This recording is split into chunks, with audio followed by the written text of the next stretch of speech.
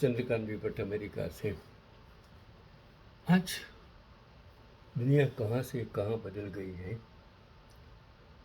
सत्ता और धन कायम ही नहीं होता है, और जो लोग गलत करते हैं उसका अंजाम कभी कभी उसको भुगतना पड़ता है। लोकशाही हो, संयुक्तशाही हो, कोई भी हो, राजाशाही हो, उसका अंत कभी न कभी जब गलत लोग सत्ता में आ जाते होता है। आज जंतर मंतर हुए प्रदर्शन में चंद्रकांत भट्ट अमेरिका से सिर्फ यही कहता हूँ कि गांव, छोटे से गांव कटला से मैं यहाँ आकर अमेरिकन नागरिक होकर आपको बात कर रहा हूँ कि जब जंतर मंतर पर प्रदर्शन हुआ और उस परिस्थिति में जब धर्मेंद्र प्रधान को इस्तीफा देना पड़ा, तो भुवनेश्वर से भाजपा सांसद अपराजिता सारंगी की ब्रिटिश बिटिया अर्चिता ने इस खुशी में इंस्टाग्राम पर एक स्टोरी लगाई।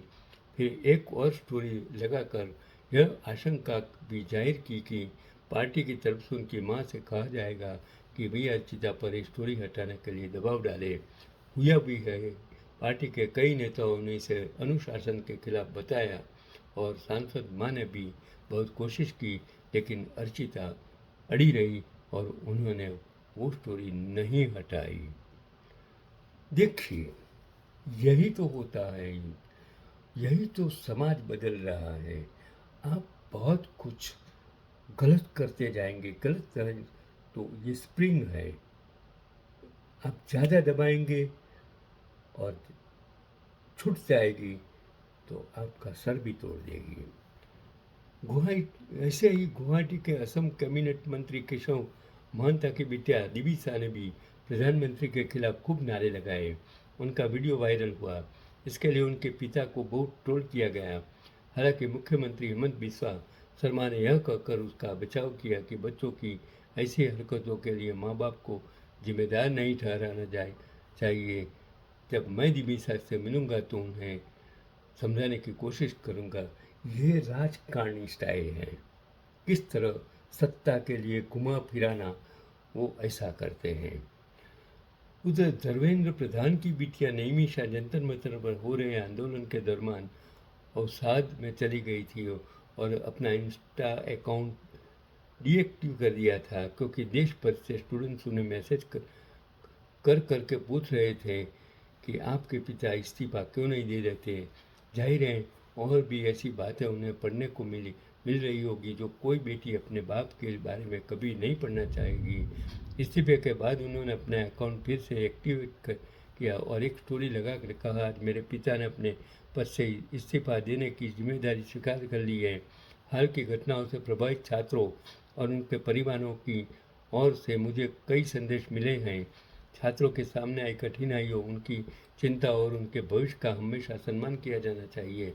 उनका यह निर्णय जवाबदेही और सार्वजनिक सेवा में विश्वास के महत्व को दिखाता है और इन घटनाओं से प्रभावित सभी छात्रों और उनके परिवारों से मैं दिल से माफ़ी मांगती हूँ और उनके द्वारा झेले गए दर्द, निराशा और हताशा के लिए छात्रों के अच्छे भविष्य के लिए प्रार्थना करती हूँ।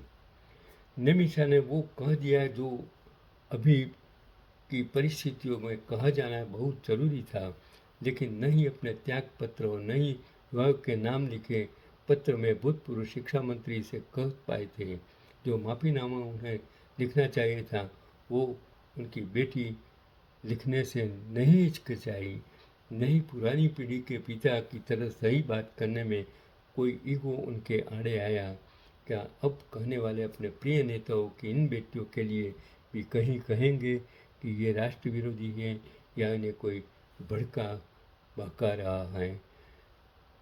और उनसे ज़्यादा कुछ आगे मैं बात करता हूँ कि दिल्ली के जंतर मंतर पर छात्रों की लड़ाई लड़ते हुए पुलिस की बर्बरता का शिकार होने वाले अनिल सिंह इस पूरे आंदोलन के सबसे चर्चित चेहरों में से एक बनकर सामने आया। अनिल सिंह मध्य प्रदेश के मऊगंज जिले मझिंगवा गांव के रहने वाले हैं। वे 10वीं तक की पढ़ाई करने के बाद खेती किसानी में काम में लग गए, लेकिन उन्हें अक्सर देश और छात्रों के भविष्य की चिंता रहती थी। अपने बच्चों के भविष्य को लेकर भी वह लगातार चिंतित रहते थे और इसी चिंता के चलते 17 जुलाई को वे मऊगंज स्थित अपने गांव मझिंगवा से दिल्ली के जंतर मंतर पहुंचे, जहां उन्हें पुलिस की लाठियों का सामना करना पड़ा। और अनिल सिंह के 2 बच्चे हैं। उनका 6 वर्षीय बेटा श्रेयांश पहली कक्षा में और 4 वर्षीय बेटी अंशिका एकलंसी में एक एल के जी में पढ़ती हैं। और अनिल सिंह दोनों बच्चों को घर पर छोड़कर जंतर मंतर गए थे। प्रदर्शन समाप्त होने के बाद बच्चों ने कहा, पापा जल्दी घर आ जाओ, और वो घर पर पहुंच गए। ये है आज की ज़माने की बदलती सोच है। अगर इस सोच के साथ आप हिंदू मुस्लिम करते जाएंगे और जो महंगाई, बेरोजगारी, शिक्षा, स्वास्थ्य के बारे में बात नहीं करेंगे और सिर्फ गलत रास्तों से सत्ता हर राज्यों में प्राप्त करने लग जाएंगे, एमपी एमएलए जब बिकाऊ बन जाएंगे, तो एक दिन ऐसा आने वाला था। और वो दिन जंतर मंतर पर बच्चों ने दिखा दिया कि आओ बच्चों, हमें सिखाए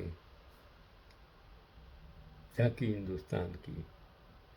ये आपको सोचना पड़ेगा। यही आज का पैगाम है।